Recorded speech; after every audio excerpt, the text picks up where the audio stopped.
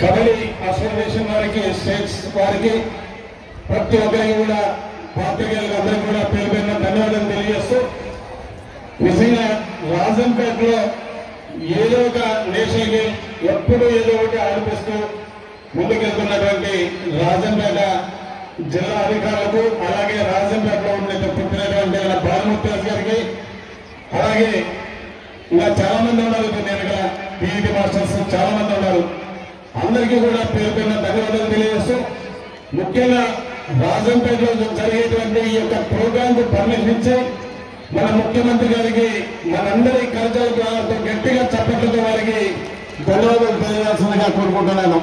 ఎందుకంటే రాజంపేటలో నేషనల్స్ ఆడిపించడం అంటే అంత ఆశామాష ఖర్చుతో కూడిన పని. దాన్ని ఎక్కడ వెనుకాడకుండా మన ముఖ్యమంత్రి గారు మనందరినీ ఇక్కడ ముందుండి నడిపిస్తూ, జిల్లా అధికారులు అలాగే మన ముఖ్యంగా భానుమూర్తి గారికి అందరికీ కూడా పేరు పేరున ధన్యవాదాలు తెలియజేస్తూ, ఈ కార్యక్రమం ద్వారా పూర్తిగా భానుమూర్తి గారికి అలాగే డిఓ గారు అందరూ కూడా ముందుండి నడిపించి ఎలాంటి ప్రాబ్లం లేకుండా బాగా నిర్వహించాలని.